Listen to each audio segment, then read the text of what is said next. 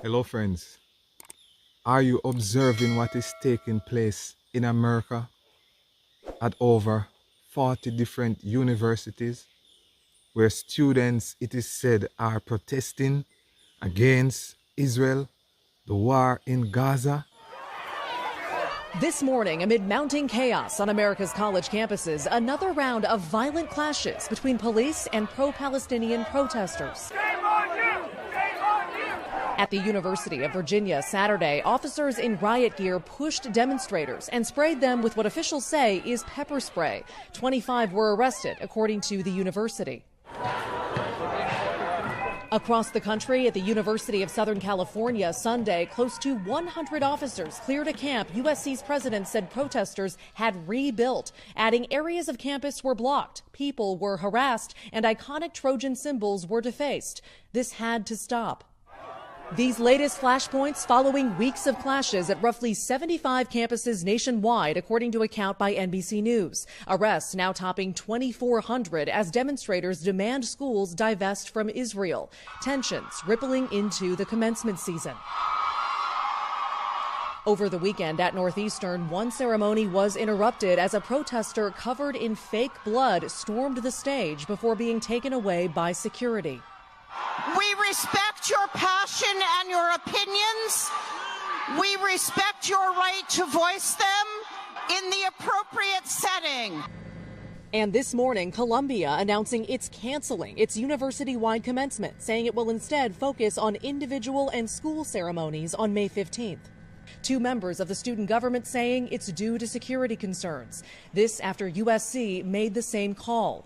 New York's mayor pushing back. I don't think we should allow anything to get in our normal way of life. Did you see that, friends? What is the result of all of this protesting? Overnight, the U.S. House passed a bill 32291, and a group of representatives say they want to protect their Jewish constituents. And the bill would essentially make it easier for the Department of Education to enforce anti-discrimination laws at public institutions. So this bill would require the Department of Education to use the International Holocaust Remembrance Alliance's definition of anti-Semitism. Well, the Alliance has a short version of the definition, but also created a list of examples that's included in the new bill. Part of the full expanded definition reads, denying the Jewish people their right to self-determination by claiming that the existence of a state of Israel is a racist endeavor. Many of the Republicans and Democrats said adding this type of regulation infringes on free speech. The House has passed a bill, an anti-Semitism bill. What does anti-Semitism mean?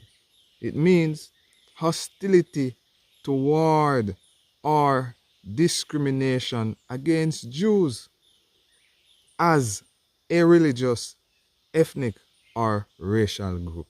Friends, on one hand, this might seem good that there's a law to protect Jews, but on the other hand, this is a law that will ban the Bible.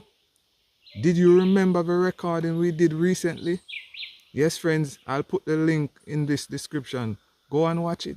How America will exercise the power of the papacy.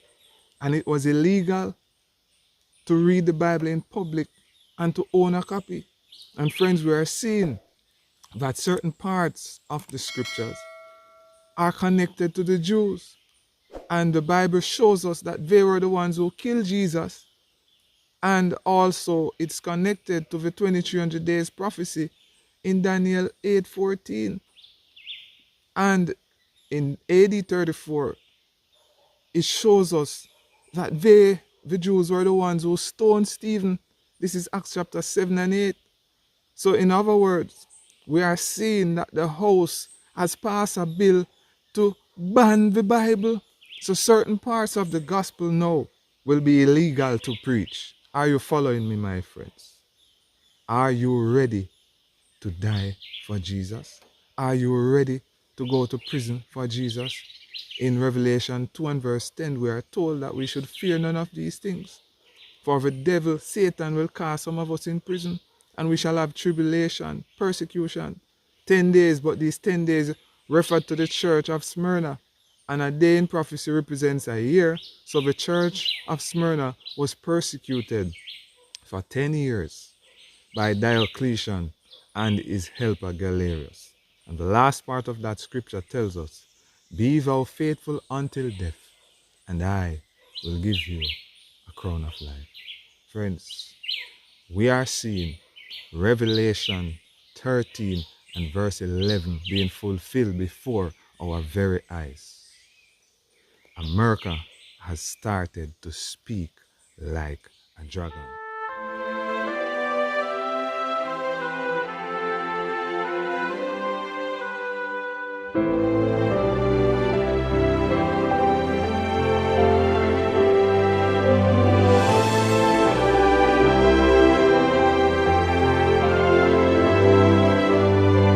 Lift up the trumpet, Lord, let it ring.